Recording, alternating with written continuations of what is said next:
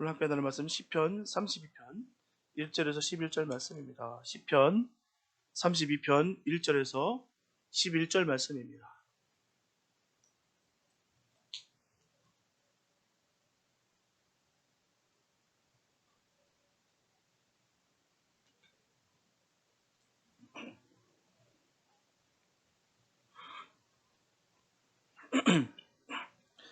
시편 32편 1절에서 11절 말씀입니다. 주님에게 한 말씀 봉독격입니다. 허물의 사함을 얻고 그 죄의 가리움을 받은 자는 복이 있도다. 마음에 간사가 없고 여호와께 정죄를 당치 않은 자는 복이 있도다. 내가 토설지 아니할 때 종일 신음함으로 내 뼈가 차야하도다. 주의 손이 주야로 나를 누르시오니 내 진액이 화하여 여름 가물에 마름같이 되었나이다. 셀라. 내가 이르기를 내 허물을 여호와께 자복하리라 하고 주께 내 죄를 아뢰고 내 죄악을 숨기지 아니하였더니 곧 주께서 내 죄의 악을 사하셨나이다. 셀라. 이로 인하여 무릇 경건한 자는 주를 만날 기회를 타서 주께 기도할지라. 진실로 홍수가 범람할지라도 저에게 미치지 못하리이다. 주는 나의 은신처요니 환난에서 나를 보호하시고 구원의 노래로 나를 애우시리이다. 셀라. 내가 너의 갈 길을 가르쳐 보이고 너를 주목하여 훈계하리로다. 너희는 무지한 말이나 노새같이 되지 말지어다. 그것들은 자갈과 굴레로 단속하지 아니하면 너희에게 가까이 오지 아니하리로다. 악인에게는 많은 슬픔이 있으나 여호와를 신뢰하는 자에게는 인자하심이 두루리로다. 너희 의인들아 여호와를 기뻐하며 즐거워할지어다. 마음이 정직한 자들아 다 즐거이 외칠지어다. 아멘. 오늘 본문에서 다윗은 죄의 사함을 얻는 것과 여호와께 모든 것을 숨기지 않고 전적으로 신뢰하는 자들의 복됨을 이야기하고 있습니다. 그는 범죄한 경험도 있고요. 또한 사함을 받고 또한 그 가운데 죄의 사함이라는 것이 얼마나 복된 것을 너무나 잘 알고 있었던 그였습니다. 죄와 허물의 사함을 얻는 것은 다른 모든 복을 받기 위한 전제의 조건이 되는 거예요. 오늘 본문을 중심으로 죄의 사함의 성격과 죄의 성질과 또한 용서받은 자의 특성을 살펴보면서 죄의 사함 받은 자의 삶이 얼마나 행복한가를 우리가 함께 이 시간 나누겠습니다. 세상의 모든 사람은 행복하기를 원합니다. 그건 뻔한 얘기, 어느 누구일지라도 불행하기를 원하는 사람은 없습니다. 다 행복하기를 원하세요. 그게 정도에 다르겠지만 분명한 사실은 다 행복하기를 원합니다. 저 여러분들 마찬가지예요. 행복한 성도가 되기를 원한다는 것입니다. 하지만 삶을 살다 보게 되면 우리 행복을 깨뜨리는 적이 너무나도 많다는 거예요. 보통 행복이 깨지는 경우는 크게 둘로 우리가 나눌 수가 있습니다. 첫째, 우리 인생의 외부로부터 문제가 발생하는 경우가 있다는 거예요. 내 마음은 바르고 잘 정돈되어 있고요. 또한 삶을 열심히 잘 살려고 노력하고 있고 신앙생활도 열심히 하는데 문제는 바깥의 일에서 생기게 되는 경우가 있다는 것입니다. 예를 들어서 사업상의 문제라든지 자녀의 문제, 건강의 문제, 생각지 못한 사고들로 인해서 갑자기 행복이 깨집니다. 둘째, 우리 내면에서 문제가 발생하는 경우도 있다는 거예요. 아무 문제도 없는데 자신이 문제일 때가 있습니다. 게으름과 나태함과 흐트러진 영혼의 모습들, 과도한 욕망과 억제하지 못하는 감정들, 그 식어버린 믿음의 열정 등이 문제가 된다는 것입니다. 이런 경우에도 행복은 깨지게 돼 있어요. 하지만 이런 외부로부터 오는 문제와 내면에서 발생하는 문제, 서로 긴밀히 연결되어 있다는 경우 우리 기억하게 되기 바랍니다. 함께 붙어 있다는 거예요. 그리고 정말 이기기 힘든 것은요, 내면의 문제라는 것입니다. 자신을 이기면 세상을 이길 수 있어요. 그래서 절제 열매는 참으로 귀한 것입니다. 자신을 설득할 수 있는 사람은 세상을 설득할 수 있다는 말이 있어요. 많은 사람들이 자신과의 싸움에서 처참하게 패배하여 만신창이가 되고 있다는 것입니다.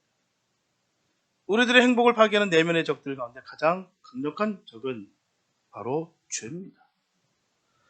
죄는 우리의 행복을 아주 송두리째 앗아갑니다. 양심에 화한 맞지 않고서는 죄를 짓고 행복한 사람은 아무도 없을 거예요.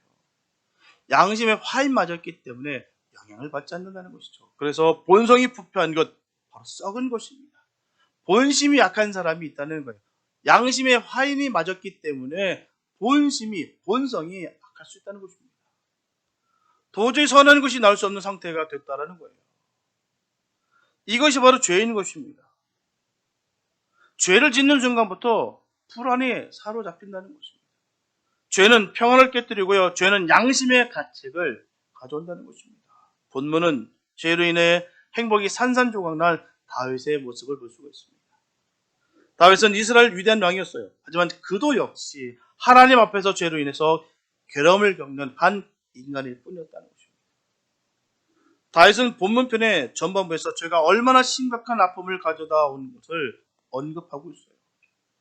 본문은 3절에 보게 되면 내가 토설치 아니할 때 종일 신음함으로 내 뼈가 쇠하였다라고 말씀하십니다.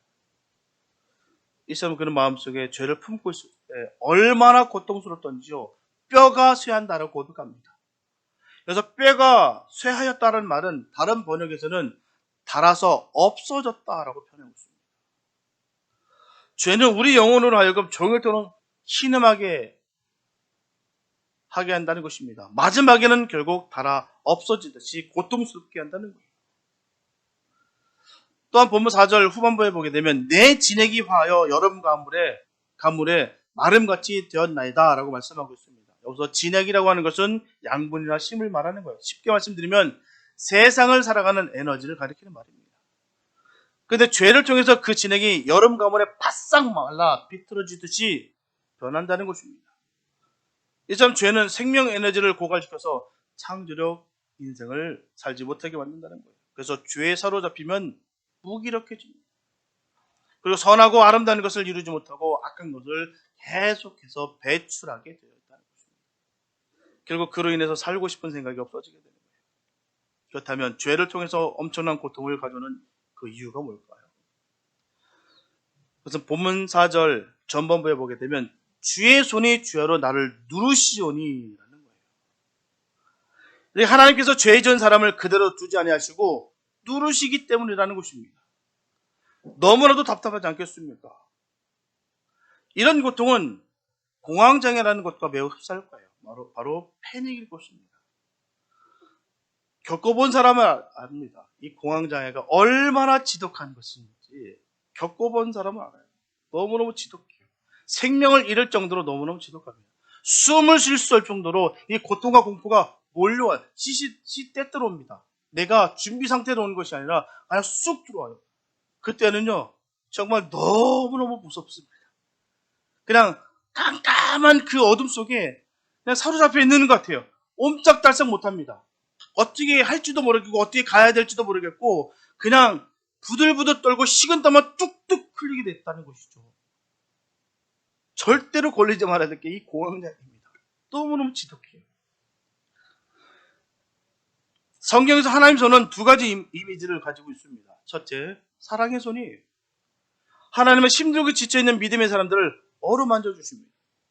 이런 사랑의 손길이 우리에게도 늘 역사하게 되시기를 축복합니다. 늘 주님의 손길이 따뜻한 손길이 우리에게 임함으로 말미암아 내가 어둠 가운데 내가 고통 가운데 있을 때 쉼이 있고 평강이 임하고 기쁨이 임하는 그런 복된 역사가 주님의 손길 가운데 이루어지게 되시길 축복합니다. 둘째는요, 심판의 손이 되기도 한다는 거예요. 출애굽기 7장 4절에 보게 되면 바로가 너희를 듣지 아니할 터인즉 내가 내 손을 애굽에 더하여 여러 큰 재앙을 내리고 오라고 말씀하고 있어요. 이때 하나님의 손은 채찍을 들고 계시는 너무나도 무서운 손입니다. 오늘 본문에서 다윗은 바로 그 무서운 하나님의 손이 죄를 지은 자신을 누르신다는 거예요. 기름을 짜듯이 그를 누르신다는 것입니다. 그것도요, 낮과 밤이 없다는 것입니다. 주야로 누르신다라고 본문은 전하고 있어요. 이게 바로 죄로 인한 행복의 파괴라는 거예요. 죄를 품은 사람은 낮에도 밤에도 그 눌린 삶을 살게 된다는 것입니다. 이게 꽉 눌려 있습니다. 옴짝달싹 못하게 눌린다는 거예요. 그러므로 평안과 평강은 모두 사라지게 됩니다. 분명히 본문에서는 다윗의 마음속에 있었던 죄가 무엇인지를 설명하지 않고 있어요. 하지만 그의 생애 전체를 통해서 보게 되면 가장 심각한 죄를 졌다고 한다면 바로 이 밧세바로 인한 범죄였을 거예요. 어느 날 그는 왕궁 옥상에 거닐다가 밧세바가 목욕하는 것을 보게 됩니다. 보는 건 볼 수도 있고 실수로 어떻게 쓱 지나갈 수도 있는데 그걸 보는 게 죄예요. 그 마음에 마음을 갖는 게 죄입니다. 왜 그런 마음을 품게 됐다는 걸까요? 참 안타깝다는 것이죠. 밧세바는 다윗의 충순한 바로 신하였던 장수였던 우리아의 아내입니다. 다른 사람도 아니에요. 모르는 제3자도 아니에요. 잘 알고 있었던 내 부하의 그 신복의 바로 부인입니다. 그런 마음을 품게 됐다는 것이 잔인한 것이죠. 그때 우리아는 전쟁터에 나가 있었습니다. 다른 그 무엇도 아닌 정말 나라를 위해서 생명을 걸고 지금 전장을 누비고 있습니다. 그는 밧세바를 붙들어 간음했다는 거예요. 밧세바는 그 일로 인해서 아기를 가지게 됩니다. 다윗은 그 일을 은폐하게 음모를 꾸몄어요. 전선에 있었던 바로 이 우리에게 특별 휴가를 줍니다. 그래서 그를 집으로 보내게 됩니다. 문제는 우리의 그 충정이 너무나 강하다는 것이죠. 좀 그 계략대로 그 생각대로 좀 임해주면 좋겠는데 동료들이 저렇게 피 흘려 지금 전장에 있는데 도저히 편안하게 안락하게 지금 집안에 들어갈 수 없다는 거예요. 잉태된 아기가 우리의 아기인 것처럼 꾸미는 계획이 실패하자 결국은 어떻습니까? 거기서 포기하면 좋겠는데 다윗은 우리아를 죽이기로 결심했다는 거예요. 죄는 이렇게 잔인합니다. 나의 허물을 드러내기보다는 어떻게든 해함을 이로 인해서 자기 죄를 감추려 한다는 것이 이 죄, 이 독성인 거예요. 잔인성인 것입니다. 죄로 인하여 사람이 확 변하게 됩니다. 그 밧세바를 얻기 위해서 우리아를 가장 치열한 전쟁터에 보내서 전사하게 만든 죽인 거예요. 잔인할 정도 말입니다. 이 일은 아무도 모를 것이라 생겼습니다. 다윗과 밧세바만 아는 일이었습니다. 아마도 우리아를 치열한 그 전쟁터로 보냈던 그 명령을 받았던 최고 사령관인 이 요압 장군은 어느 정도 그 일에 대해서 짐작은 할 수 있었을 것입니다. 그러나 정확한 뜻은 몰랐다는 것이죠. 그렇게 모든 일은 묻혀서 지나가는 척 보였습니다. 아주 철두철미하게 숨겼기 때문에 안심했어요. 하지만 문제는요, 하나님께서 그 모든 일을 다 보고 계셨다는 거예요. 이게 무슨 일입니까? 하나님께서는 다윗이 스스로 회개하지 않기 때문에 결국에는 나단 선지자를 보내서 무섭게 책망하셨습니다. 그리고 그에게 죄값을 치르게 하셨어요. 감추고 속을 수 있다는 생각 우리 진작에 버려야 될 줄 믿습니다. 하나님을 내가 감출 수 있고 속일 수가 있다고 한다면 그거 하나님 아닙니다. 하나님은 우리가 감춘다 할지라도 속인다 할지라도 속지 않으시고 감춤을 당하지 않습니다. 다 보고 계신다는 거예요. 그런데 우리 스스로 착각 속에 있을 때가 얼마나 많은지 모릅니다. 그럼 과연 하나님께서 나단 선지자를 보내시기 전까지 그는 행복했을까요? 그렇게 속이는 가운데 죄를 그렇게 짓고 있는 가운데 다윗은 그래도 행복했을까요? 결코 그렇지 않습니다. 죄를 품고 사는 사람은 하나님의 손에 의해 눌려서 진액이 마르게 되고 뼈가 쇠하게 되는 거예요. 이미 행복은 사라지고 마는 것입니다. 하나님의 책망이 있기 훨씬 전부터 이미 그의 평안은 깨지고 만 거예요. 우리는 이것을 반드시 기억해야 될 줄 믿습니다. 세상이 죄를 품고는 그 누구도 행복할 수가 없어요. 죄는 우리를 불안하게 만듭니다. 범죄한 사람은요, 그 죄로 인하여 평안할 수가 없다는 거예요. 그래서 또 다른 계속 죄가 계속해서 연결돼서 숨기고 감추려 한다는 거예요. 자기가 하는 모든 편법을 다 동원해서라도 그렇게 죄를 감추려 한다는 것입니다. 비참한 것이죠. 초라한 것입니다. 자기는 다 속였을 거라 여깁니다. 그러나 주님은 절대로 안 속습니다. 다 알고 계신다는 사실이에요. 범죄한 사람은 하나님을 피해 도망자가 되는 것입니다. 아담과 하와는 범죄한 후에 숲을 속에 숨었어요. 요나는 어떻습니까? 배 밑에 들어가 숨었습니다. 야곱은 형에게 돌아갈 복을 속여 빼앗음으로 말미암아 도망자 신세가 됐어요.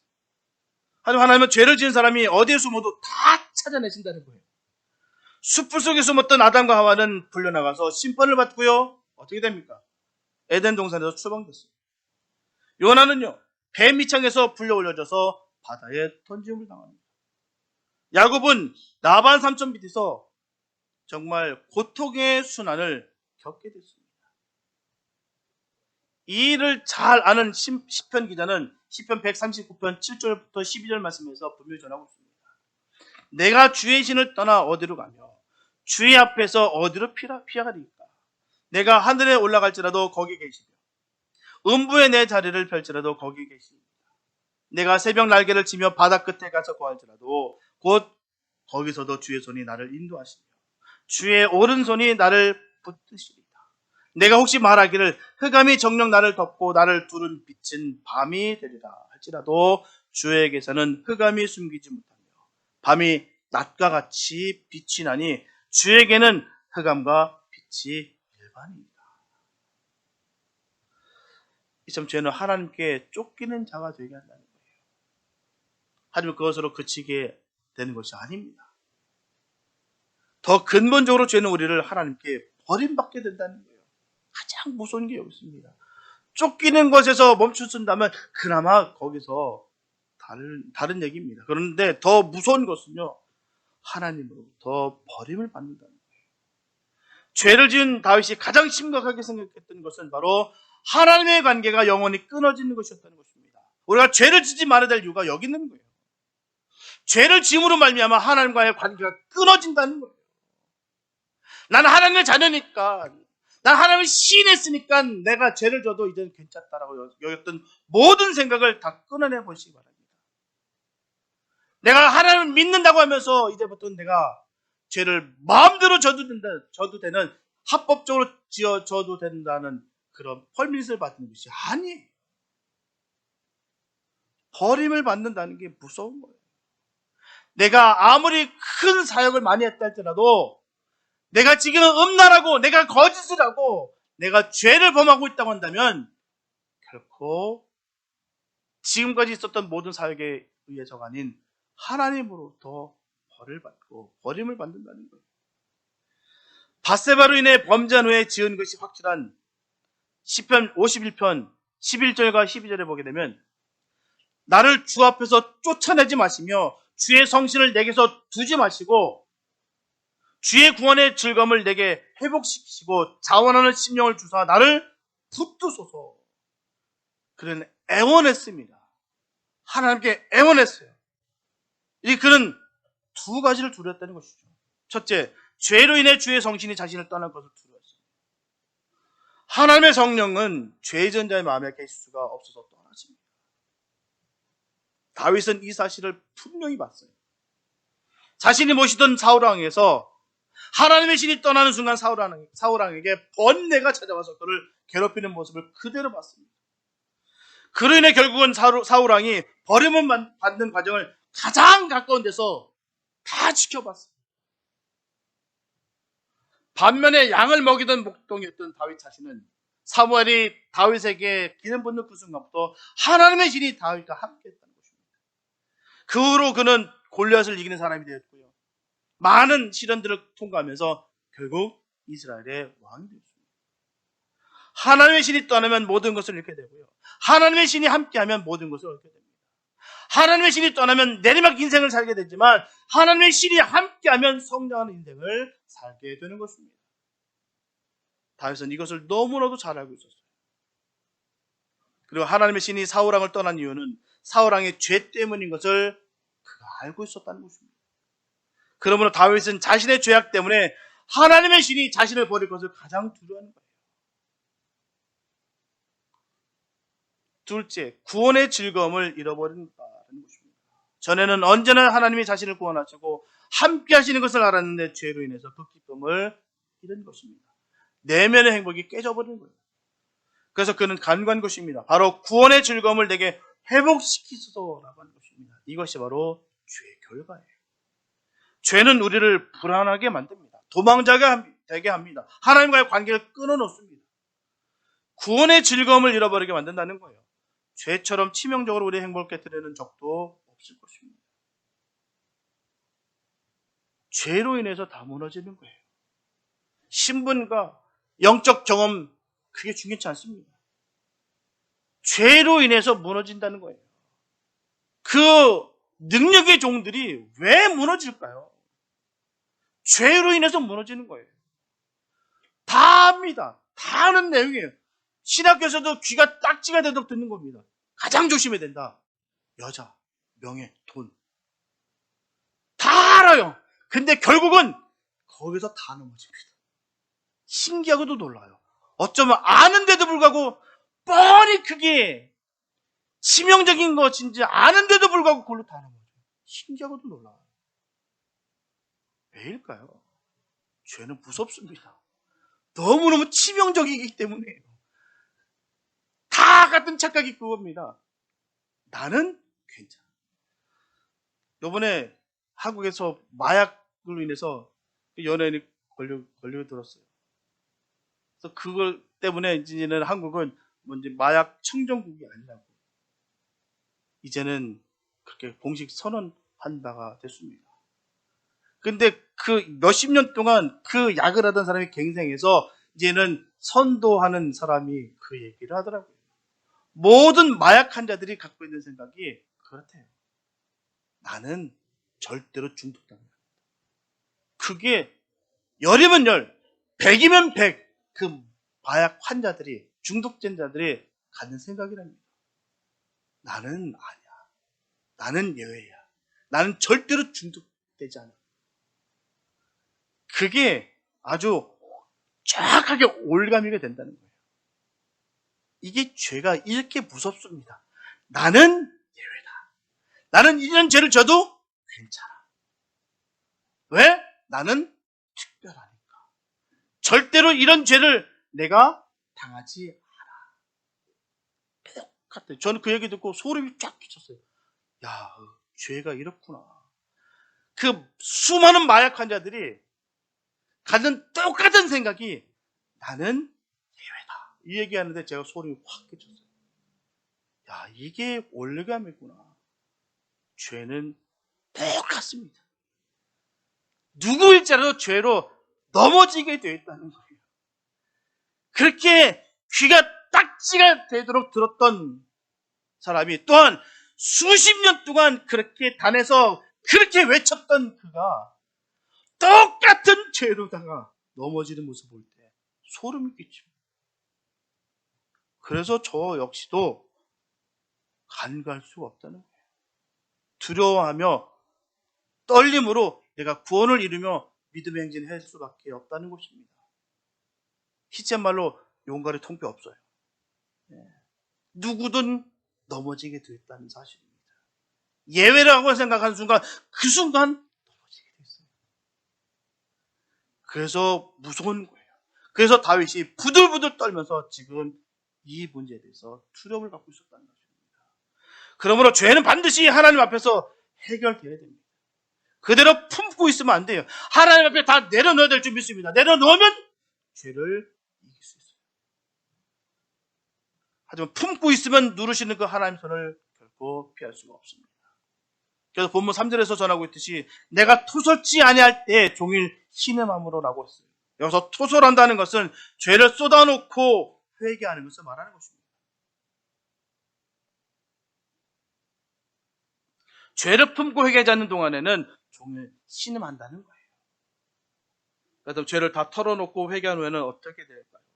본문 5절에 보게 되면 내가 이르기를 내 허물을 여호와께 자복하리라 하고 주께 내 죄를 아뢰고 내 죄악을 숨기지 아니하였더니 곧 주께서 내 죄의 악을 사하셨나이다. 이렇게 죄를 고백했더니 그 순간 누르는 손이 사라졌어요. 그 순간 용서의 기쁨이 임했습니다. 다시 구원의 기쁨이 회복됐어요. 파괴된 행복이 다시 찾아왔습니다. 분명한 것은 그 누구도 죄를 그대로 둔 채로는 결단코 행복할 수가 없습니다. 행복해 보이는 것처럼 위장한다고 해서 행복한 것이 아닙니다. 그건 거짓이에요. 위장일 뿐입니다. 가식일 뿐이에요. 외식일 뿐이다라는 것입니다. 대개 사람들은요, 죄에 대한 태도가 죄에 대해서 직면하지 않습니다. 마주보려 하지 않아요. 만약에 죄가 떠오르고 할 때 마치 아무 일도 없었던 것처럼 그렇게 망각하려고 그럴 수밖에 없었다라고 그렇게 합리화를 시킵니다. 이처럼 망각을 하든지 합리화를 한다는 거예요. 하지만 결국은 죄를 해결하는 것이 아니라 감추고 숨기고 눌러놓는 것이다는 것입니다. 문제는 숨긴다는 것은 우리 인생의 그늘이 되는 거예요. 마음속에 그늘이 많은 사람들의 특징을 보게 되면 다른 사람에 대해서 너그럽지 못합니다. 오히려 도덕적이고 마음이 맑은 사람은 다른 사람의 작은 허물을 보고 화를 내지 않는다는 거예요. 결국 자기 마음속에 허물과 그늘진 것이 많은 사람일수록 다른 사람의 허물을 보고 화를 자주 내고 품지를 못합니다. 분명하게 마음속에 상처가 많은 사람일수록 다른 사람을 판단하고 지적하고 화를 자주 내는 사람이 되는 것이죠. 그 이유는 명확합니다. 마음속에 허물과 상처를 치유되지 않은 상태로 그렇게 살아가기 때문입니다. 하지만 이처럼 그 그늘은 우리가 살다 보면 반드시 나오게 돼 있다는 거예요. 아무리 감추고 누르고 숨긴다 할지라도 그게 튀어나온다는 것입니다. 고통으로 나오게 되어 있다는 거예요. 바로 죄가 그 사람을 징계하는 것입니다.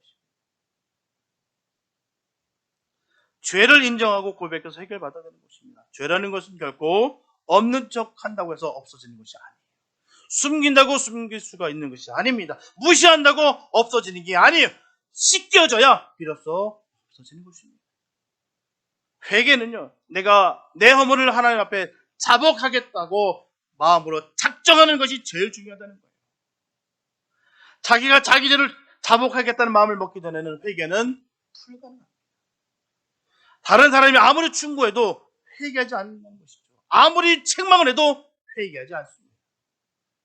그러다가 자기가 자기 죄를 자복하겠다는 마음을 먹을 때 회개는 쉬워진다는 거예요. 죄를 자복하겠다는 마음을 먹는 것이 가장 중요합니다. 그러므로 회개는 하나님의 은혜라고 할 수가 있는 거예요. 마음으로 내 죄를 자복하겠다는 그 결정만 하게 된다면 하나님께 말하게 된다는 것입니다. 솔직하게 고백하게 되는 거예요. 하나도 숨기지 않고 다 쏟아내게 됐다는 것입니다. 회개는 마치 토사를 만난 사람이 고통 중에 토하게 되는 것과 같습니다. 토사를 맞는 사람은 다른 방법이 없어요. 약을 먹어도 안 되고 주사를 맞아도 안 됩니다.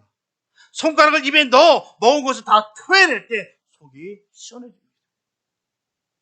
토하기 전에는 고통이 이만저만한 것이 아니에요. 아파 본 사람이 압니다. 배를 움켜쥐고요, 방구석을 헤맸던 사람도 일단 토하기 시작하면 평안을 찾는다는 거예요. 회개는 죄를 토해내는 것 같다는 것입니다. 토하기만 하면 거짓말같이 낫는다는 거예요.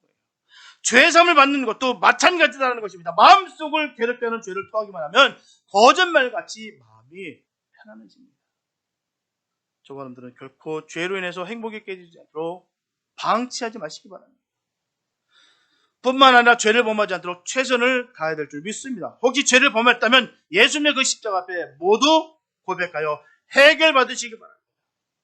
토설지 않고 품고 있지만 분명하게 하나님 손이 우리를 누르게 될 거예요. 남들은 다 속일 수 있습니다. 하다못해 내 자신도 속일 수 있어요. 철저하게 감추다 보면, 최면을 걸다 보면 자기 자신도 속습니다. 그게 무서운 거예요. 그러나 주님 앞에 다 내려놓으시고 주님 앞에 다 토설하시고 회개할 때 나의 안에 진정한 평안이 임하는 거예요. 순간은 넘긴 것 같고 순간은 속인 것 같은데 결국은 그게 그대로 남아서 그대로 나게 옵니다. 분명한 것은 예수님의 그 십자가 고난으로 인하여 해결받지 못하는 죄는 없습니다. 이 세상에 그 어떤 죄일지라도 주님의 그 십자가 보혈의 능력으로 모든 것은 다 치유받는다는 거예요. 어떤 죄든지 종류에 관계없이, 얼마나 많은 죄이든 그 양에 관계없이 예수님의 그 십자가의 보혈은 우리의 모든 죄들을 완벽하게 해결하시는 그 능력이 있습니다. 이것이 복음 중에 복음인 거예요. 예수로 말미암아 내가 구원을 받았다. 예수로 말미암아 우리가 깨끗이 씻김을 받았다. 그 보혈의 피의 능력으로 말미암아 우리가 자녀가 된 것입니다. 그러기 위해서는 토설해야 되는 거예요. 주님 앞에 다 내려놓는 것입니다. 나의 죄된 것이 다 우리의 부족함인 것을 드러내고 하나님의 은혜로 날 변화시키고 채워주시고 자녀 삼아주신 것에 그 감격이 물밀듯 넘쳐 나게 해달라고 주님께 간절히 구할 때 하나님의 능력으로 주님의 은혜로 말미암아 변화되고 씻김을 받는 것입니다. 이게 우리에게 필요한 거예요. 우리에게 요구하시는 것이 바로 거기 있습니다. 하나님께서 우리에게 요구하시는 건 다른 거 아니에요. 자복하고 회개하여 주님 앞에 나아가는 것, 주님과 함께 하는 것, 주님이 간절히 원하시는 부분이 거기 있는 것입니다. 주님의 뜻이 분명히 있음을 깨닫게 되셔서 하나님 안에서 우리가 늘 선한 삶을 살아가며 자복하며 주님의 크신 뜻을 이루어드리는 복된 삶이 되시기를 예수의 이름으로 축복합니다. 사랑하는 여러분, 탈무드에는 자기 잘못을 인정하는 것처럼 자기 마음을 가볍게 하는 것은 없다. 자기만 옳다고 고집하는 것처럼 마음을 어둡게 하는 것은 없다라는 말이 있어요. 오늘도 죄를 그대로 놓아준 채로 하나님과 교제하려고 한다면 안 된다는 것입니다.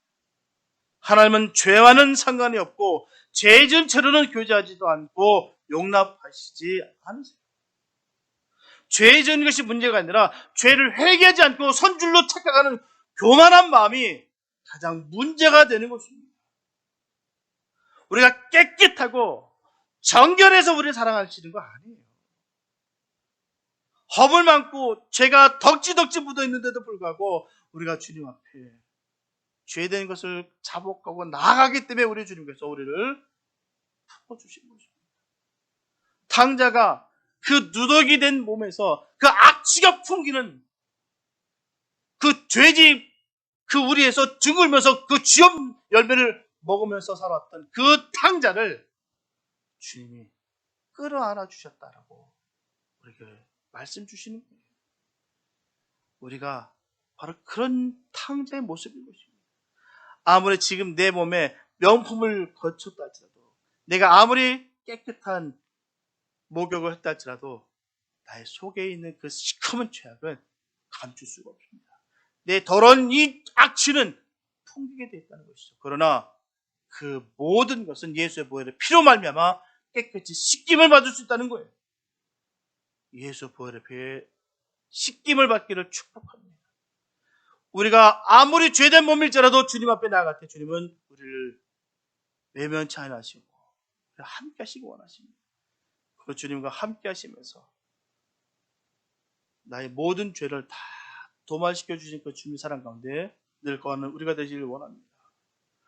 죄의 주는 것이 문제가 아니에요. 회개치 않은 것이 죄인인 것을 늘 깨닫는 우리가 됐으면 참 좋겠습니다. 그래서 우리는 주님을 지금 만나야 돼요. 시간을 내서 만나는 것이 아니라 지금 당장 만나야 되는 것입니다. 히브리서 3장 13절을 보게 되면 오직 오늘이라 일컫는 동안에 매일 피차 권면하여 너희 중에 누구든지 죄의 유혹으로 완고하게 되지 않도록 하라. 이처럼 거룩한 성도의 삶이라는 것은 예전에 만났던 아니면 내일 만나게 될 주님이 아니라 지금 나와 함께 동행하시는 그 주님을 만나는 것입니다. 이게 중요한 거예요. 지금 만나는 거예요. 지금이 가장 중요합니다. 여러분들 꼭 기억하십시오. 지금이 중요한 거예요. 과거에 무슨 엄청난 내 죄들을 감당했다고 해서 그게 다가 아니고 지금 내가 주님 앞에 바로 서 있느냐가 그게 가장 중요하다는 것입니다. 과거를 묻지 않습니다. 과거를 다 물으신다면 우리는 주님 앞에 떳떳이 설 수 있는 사람이 단 한 명도 없어요. 지금 주님 앞에 바로 서시기 바랍니다. 지금이 중요한 거예요. 내가 지금 주님을 사모하고 지금 주의 뜻을 따르고 지금 주의 영광을 위해서 심장에 달려가는 것, 그게 중요한 것입니다. 우리가 죄에서 벗어날 수 있는 길은 오직 한 가지, 예수의 보혈뿐입니다. 우리 죄인들의 모든 죄를 담당하신 구주 예수님 앞에서 자신이 죄인임을 인정하고 회개할 때 주님께서는 더 이상 죄에 대해서 어떤 책임도 우리에게 묻지 않으신다고 약속하셨어요. 결코 우리들 스스로의 힘을 의지해서는 아무런 희망이 없습니다. 우리의 능력으로는, 우리의 힘으로는 우리의 죄를 조금도 씻을 수가 없어요. 하나님 앞으로 돌아와 잘못을 회개하고 용서를 구하며 새로운 삶을 살아가는 저분들이 되시길 축복합니다. 우리가 나의 잘못을 인정하고 하나님 앞에 회개 시간을 가져야 저와 여러분들의 영혼이 호흡하면서 살 수가 있는 것입니다. 그래서 오직 하나님을 늘 신뢰하시고 그 넓은 품 안에 들어와 성령님과 동행하며 구원의 감격을 맛보는 풍성한 삶을 살아가게 되시기를 예수님의 이름으로 축원합니다. 기도합니다. 하나님 감사합니다. 아버지, 정말 우리가 죄인인 것을 늘 우리가 고백하기 원합니다. 그런데도 불구하고 우리를 자녀 삼아주신 곳에 늘 감사가 넘치기 원합니다. 죄가 깊은 곳에 더 은혜가 깊다였습니다. 하나님, 우리가 우리 스스로 판단해 볼 때 얼마나 큰 죄인인지 모릅니다. 그런데도 불구하고 주님 그 아들 대신, 그 독생자 대신 그 예수를 인하여 그 피를 흘리게 하시고 말미암아 우리가 자녀 되게 하신 것에 얼마나 감사한지요. 그 죄된 것이 그 주의 보혈의 피로 말미암아 깨끗이 씻김을 받은 것이 얼마나 감사한지요. 하나님, 그 감사가 넘치게 하여 주시옵소서. 은혜가 늘 넘치게 하여 주시옵소서. 늘 애쓰고 힘쓰는 것이 주를 위해 애쓰고 힘쓰는 우리의 삶이 되게 하여 주시옵소서. 하나님께서 불꽃 같은 눈으로 선한 것을 인도하여 주시옵시고 거룩의 길을 걸어갈 수 있는 복된 우리가 되게 하여 주시옵소서. 하나님, 지금 주님을 만나기 원합니다. 지금 주님께 해결받기 원합니다. 주님, 인도하여 주시고 역사하여 주시옵소서. 죄라는 것을 통하여 우리가 넘어지지 않게 도와주시옵시고 나는 상관없는 것으로 여기지 않고 겸손하여 죄를 거부하고 제거할 수 있는 믿음의 사람들 되게 하여 주시옵소서. 주님께서 풍성한 주의 은혜와 영광을 넘치게 부어주심을 간절히 믿사옵고 우리를 원하신 예수님의 이름으로 기도했습니다.